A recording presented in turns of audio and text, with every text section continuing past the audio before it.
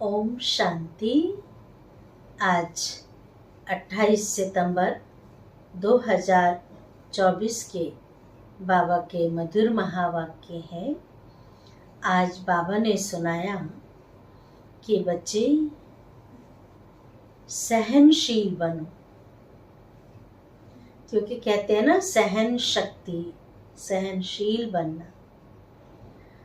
जितना हम सहन करेंगे सहनशाह बनेंगे, और हमारे अंदर जब ये गुण आ जाएंगे तो आप देखिए कि एक जो फलदायक वृक्ष होता है, फलों से लदा हुआ है, बच्चा पत्थर मारता है तो भी वो उसके बदले में उसे वो फल देता है। ऐसे ही जब हमारे अंदर सहनशीलता का गुण होगा तो कभी भी हम किसी से ईर्ष्या नहीं कर सकते, कभी किसी से जेलसी नहीं होगी, क्योंकि उससे ज्ञान है कि हर आत्मा का अपना पार्ट है। जो करेगा सो पाएगा, उससे व्यर्थ चिंतन भी नहीं चलता, व्यर्थ संकल्प नहीं चलते। अगर परिस्थिति आ भी गई उसका वेलकम करेगा, उसमें वो घबराएगा नहीं। क्या हो गया, कैसे हो गया, नहीं होना चाहिए था, ऐसा क्यों हुआ, क्यों, क्या, कैसे में वो कभी अपना टाइम वेस्ट नहीं करेगा, क्योंकि उसे समझ है। एक बार ऐसे ही सुनाते हैं कि एक बार एक व्यक्ति मंदिर में जाता था तो एक बहुत बड़ी चट्टान थी, तो उस चट्टान पे चढ़कर वो फूल तोड़ के लाता था और वो मंदिर में उस मूर्ति के आगे चढ़ाता था। तो एक दिन उसको बड़ा अभिमान आ गया फूल को कि देखो मैं कितना अच्छा हूँ, जो मुझे लोग भगवान की चरणों में चढ़ाते हैं, और एक तू ऐसा जीवन है तेरा जो तेरे ऊपर चढ़ चढ़ के लोग जाते आते हैं। लेकिन वो पत्थर शांत रहा, सहन करता रहा उसके ताने को। एक बार एक मूर्तिकार आया, एक कलाकार आया, उसने देखा कि बड़ी सुंदर ये पत्थर है, क्यों न इसका कुछ बनाया जाए। उसने, मूर्तिकार ने वहां से उस पत्थर को उठाया और हथौड़े और छेनी से उसको चोट पहुंचा पहुंचा के फिर भी वो सहन करता रहा। एक दिन उसने, पत्थर ने सहन कर करके उसकी हथौड़ी और छेनी की चोटें इतना सुंदर मूर्ति बन गई कि वो मूर्तिकार उसी मंदिर में उस मूर्ति को स्थापित किया, और सबसे पहले वो मूर्तिकार वहां से फूल तोड़ा और उस मूर्ति के सामने उस फूल को अर्पित किया, उसके चरणों में चढ़ाया। तो कहने का भाव कि अगर हमारे अंदर ये सहनशीलता का गुण है तो कितनी भी कठिनाइयां आए, कितनी भी मुसीबतें आए, कितनी भी परीक्षाएं आए, उससे हम साक्षी भाव से देखें, उसमें घबराए नहीं। आखिर जीत हमारी है, सत्य की जीत होती है। कहते हैं अंतिम विजय सत्य की होती है। पांडवों ने घबराया नहीं कि अच्छौड़ी सेनाएं हैं,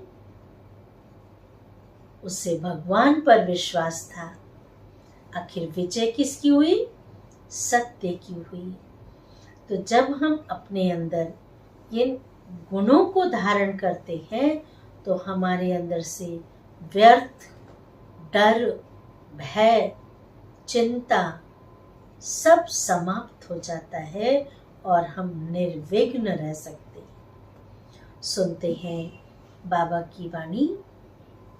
सार है मीठे बच्चे, जब तुम नंबरवार सतो प्रधान बनेंगे, तब, ध्यान से सुनेंगे, जब नंबरवार सतो प्रधान बनेंगे, तब यह नेचुरल कैलेमिटीज व विनाश का फोर्स बढ़ेगा, विनाश का फोर्स बढ़ेगा और यह पुरानी दुनिया समाप्त हो जाएगी।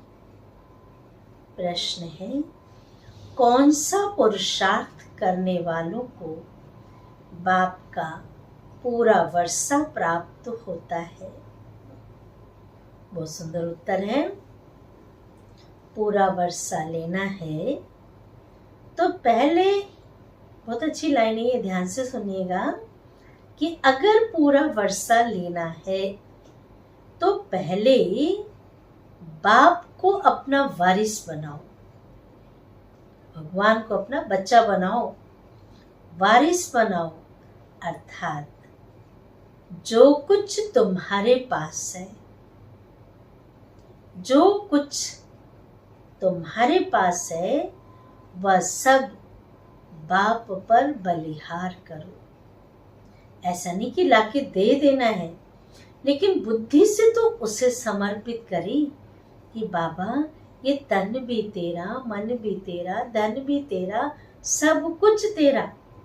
मंदिर में हम सिर्फ गीत गाते आते हैं, तेरा तुझको अर्पण क्या लागे मेरा, लेकिन मंदिर से बाहर मेरा तो है ही मेरा, पर तेरा भी मेरा है, ऐसा नहीं। लेकिन बुद्धि से, दिल से उसे समर्पित कर दो, सब बलिहार करो, बाप को अपना बच्चा बना लो, तो पूरे वर्षे के अधिकारी बन जाएंगे। जो हम देंगे रिटर्न तो मिलेगा ना। दूसरा, संपूर्ण पवित्र बनो, तब पूरा वर्षा मिलेगा। एक तो भगवान को अपना बच्चा बनाओ, पूरा कुर्बान करो, बलिहार जाओ, तो वर्षा मिलेगा। दूसरा, पवित्र बनो, तब पूरा वर्षा मिलेगा। संपूर्ण पवित्र नहीं तो मोचरा खाकर, मोचरा माना सजा, सजा खाकर थोड़ी सी मानी रोटी, मोचरा खाकर थोड़ी सी मानी मिल जाएगी, माना सजा खाकर थोड़ा सा पद मिल जाएगा। धारणा के लिए मुख्य सार। पहले पॉइंट, आत्मा को पावन बनाने के लिए एकांत की भट्ठी में रहना है। कहते हैं ना, सोना निखरता तब है जब उसे भट्टी में डालते हैं। तो आत्मा को सतो प्रधान बनाना है, पावन बनाना है, तो योग की अग्नि में डालना है, अर्थात योग की भट्टी में बैठना है। एक बाप के सिवाय दूसरा कोई भी मित्र संबंधी याद ना आवे। दूसरी पॉइंट है, बुद्धि में सारा ज्ञान रख। बाबा ने सृष्टि चक्र के आदि मध्य अंत का ज्ञान दिया है। बंधन मुक्त बन, दूसरों की सर्विस करनी है, क्योंकि एक है बंधन, एक है संबंध। संबंध है तो बंधन नहीं है, क्योंकि संबंध को हम सेवा भाव से, निसंकल्प से सेवा करते हैं। और जहां बंधन माना लगाव, मेरा है ये, तो बंधन दुखदाई है, संबंध सुखदाई है। तो बंधन मुक्त बन, दूसरों की सर्विस करनी है, बाप से सच्चा सौदा करना है। जैसे बाप ने सब कुछ गुप्त किया।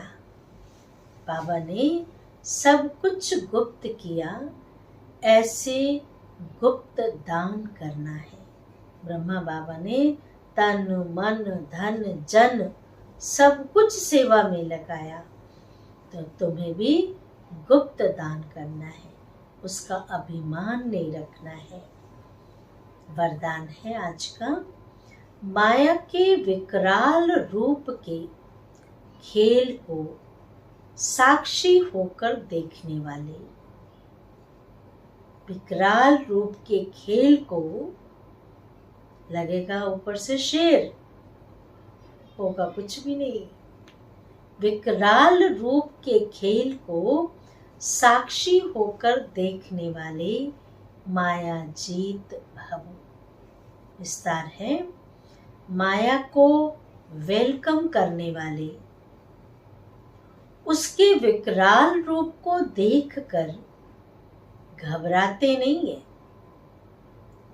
साक्षी होकर खेल देखने में मजा आता है। साक्षी होकर के खेल देखने में मजा आता है। आप कोई फिल्म देखने जा रहे हैं, उसमें झगड़ा भी हो रहा, लड़ाई भी हो रहा, मार भी रहे हैं, सब कुछ कर रहे हैं, आप उसे साक्षी होकर के खेल की तरह देख रहे हैं। आपको मजा आ रहा है, आपको दुख नहीं हो रहा है, आपको इससे झगड़ा करने नहीं जाएंगे, क्योंकि वो खेल है। तो प्रैक्टिकल भी तो खेल है ना। तो बाबा ने कहा साक्षी होकर खेल देखने में मजा आता है, क्योंकि माया का बाहर से शेर का रूप है, लेकिन उसमें ताकत, ये लाइन ध्यान से सुनना, कि बाहर से तो शेर का रूप है, ऐसा लगता बड़ा भयंकर परिस्थिति आ गई, लेकिन ताकत बिल्ली जितनी भी नहीं है। उसमें ताकत बिल्ली जितनी भी नहीं है। सिर्फ आप घबरा कर उसे बड़ा बना देते हो। घबरा कर ये हो गया, वो हो गया, वो हो गया, बड़ा बना देते हो। क्या करूं, कैसे होगा। लेकिन यही पाठ याद रखो, यही पाठ याद रखो कि जो हो रहा है वो अच्छा, और जो होने वाला है वो और अच्छा।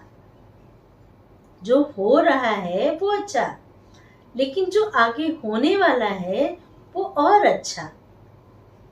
साक्षी होकर खेल देखो तो माया जीत बन जाएंगी, विजयी बन जाएंगी। स्लोगन है, जो सहनशील है वह किसी के भाव स्वभाव में जलते नहीं है। व्यर्थ बातों को एक कान से सुन दूसरे कान से निकाल देते हैं। अच्छा, ओम शांति।